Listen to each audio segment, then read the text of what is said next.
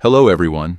Today, we have an insightful extract from a 1957 interview with the legendary psychologist Dr. Carl Jung, conducted by Dr. Richard Evans of the University of Houston.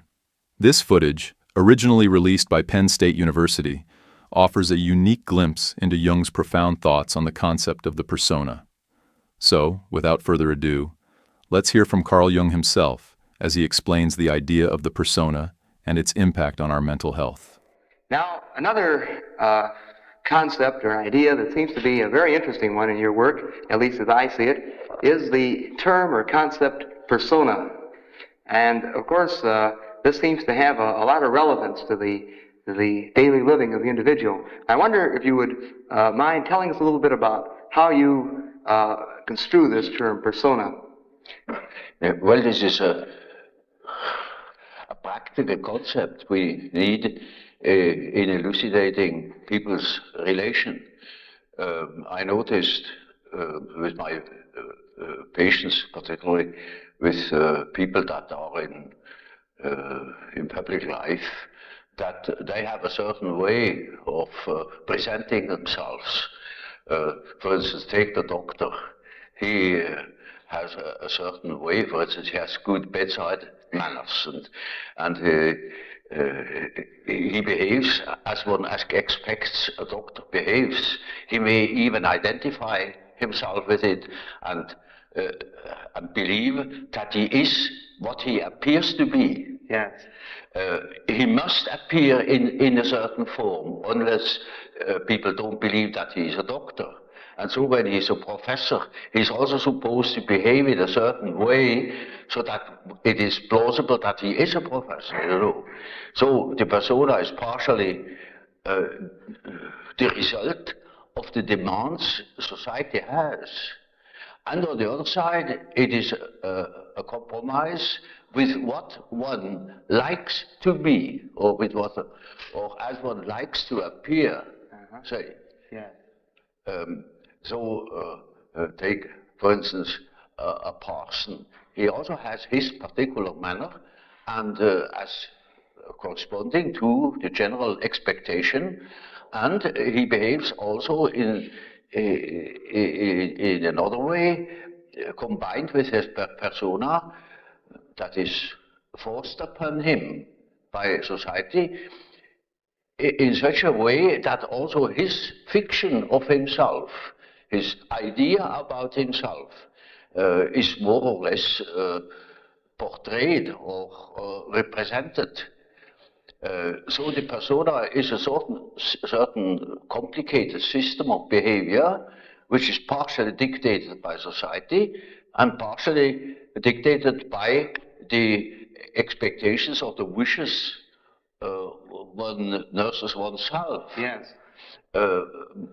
Now, this is not the real personality, in spite of the fact that people will assure you that that is all quite real and quite honest, yet it is not. Yes.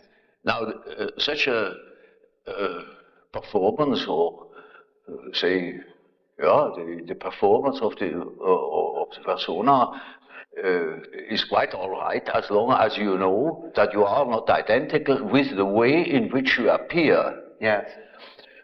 But if you are unconscious of this fact, then you get into sometimes very disagreeable conflicts. Namely, people can't help noticing that at home, for instance, you are quite different from what you appear to be in public. Yes. And people who don't know it stumble over it in the end. They deny that they are like that, but they are like that. They are it. And then you don't know, now, which is the real man? Yes. Yes. Is he the man as he is at home or in intimate relations, or is he the man that appears in public? It is a question of Jekyll and Hyde. Yes. Often. Yeah. It is such occasionally there is such a difference that you would almost be able to speak of the double personality. Yes. And the more that is pronounced, the more people are neurotic. Yeah. They get neurotic because they have two different ways. They contradict themselves all the time, And in as much as they are unconscious of themselves, they don't know it. They think they're all one. Everybody sees that they are two. Yeah. And some know him only from one side, so others know him only from the other side. And then there are situations that clash, because the way you are creates certain situations with people in your relations, and these two situations don't chime in, they are just dissonances. Yes. Yeah. And the more that is the case, the more the people are neurotic. Yes. Actually, would you say that the individual may even have more than two personas? In other words, could he possibly? Oh, rarely. You know, Rarely. we can't afford it very well to play more than two roles. But there are cases, for instance, where people have up to 5 different personalities. Yes. In cases of dissociation of personality, where, for instance, the one person, say, call it person A, doesn't know of the existence of the person B, but B knows of A. Yes. Or there may be a third personality, C, that doesn't know of the two others. Yes. You see, there are such cases in literature. Yes. They are rare. Very The rare. ordinary case is just an ordinary dissociation of a personality. Yeah.